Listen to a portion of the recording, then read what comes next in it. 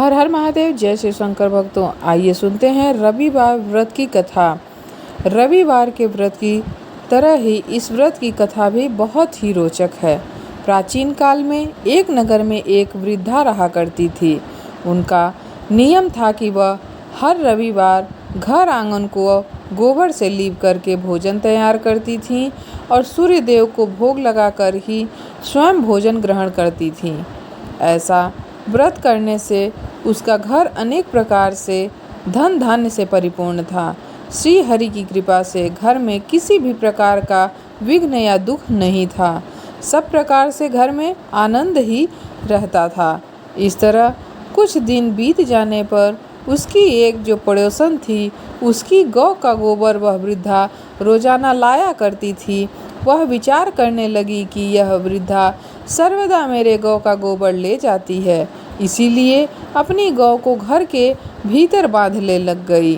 वृद्धा को गोबर न मिलने से रविवार के दिन अपने घर को वह लीप न सकी, इसीलिए उसने न तो भोजन पकाया और न ही भगवान सूर्य को भोग लगाया तथा स्वयं भी उसने भोजन नहीं ग्रहण किया।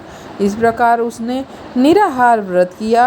रात्रि हो गई और वह भूखी ही सो गई।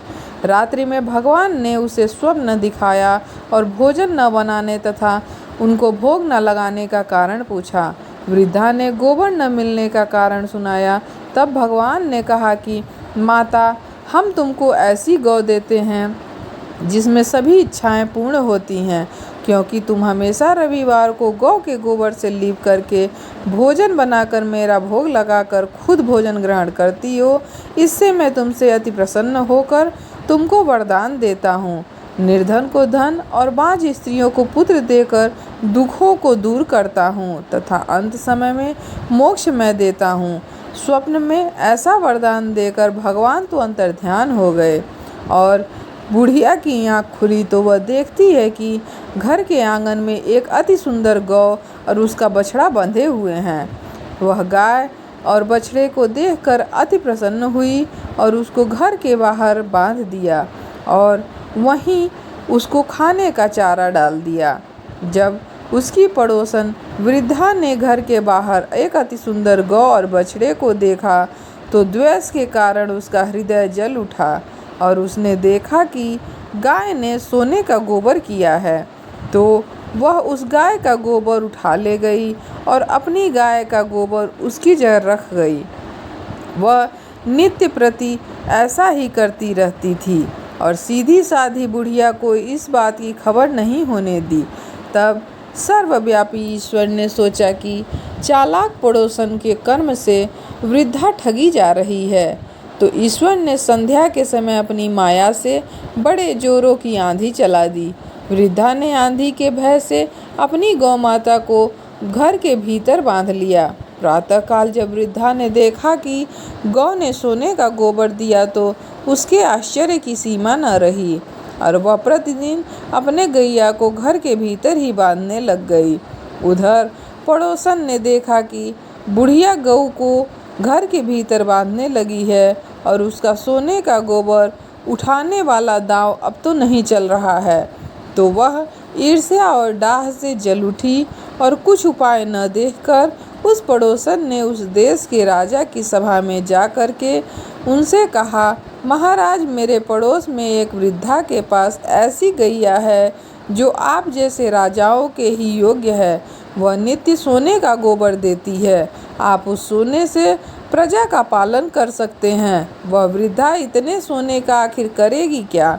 राजा ने यह बात सुनकर अपने दूतों को वृद्धा के घर गऊ लाने को भेज दिया।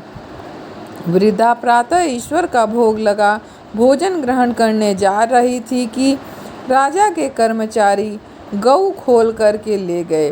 वृद्धा काफ़ी देर तक रोई चिल्लाई, किंतु कर्मचारियों के समक्ष कोई क्या ही कर सकता था। उस दिन वृद्धा गऊ के वियोग में भोजन न खा सकी और रात भर रो रो कर ईश्वर से गऊ को पुनः पाने के लिए प्रार्थना करती रही। उधर राजा गऊ को देखकर अत्यंत प्रसन्न हुआ, लेकिन सुबह जैसे ही वह उठा सारा महल गोबर से भरा दिखाई देने लगा। राजा यह देखकर घबरा गया। भगवान ने रात्रि में राजा को स्वप्न में कहा कि हे राजा, गाय वृद्धा को लौटाने में ही तेरी भलाई है।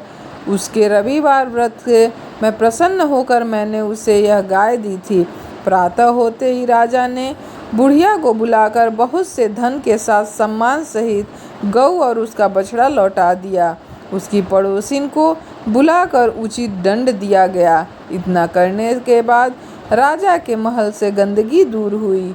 उसी दिन से राजा ने नगरवासियों को आदेश दिया कि राज्य की तथा अपनी समस्त मनोकामनाओं की पूर्ति के लिए रविवार का व्रत किया करो। व्रत करने से नगर के लोग सुखी जीवन व्यतीत करने लग गए और कोई भी बीमारी तथा प्रकृति का प्रकोप उस नगर पे इस व्रत के प्रभाव से नहीं होता था। सारी प्रजा सुख में रहने लगी। हर हर महादेव। जय शिव शंकर, जय सूर्य नारायण भगवान। भक्तों, वीडियो पसंद आए तो लाइक और शेयर करिएगा। कमेंट में जय सूर्य भगवान लिखना ना भूलिएगा। सब्सक्राइब कर लीजिएगा चैनल।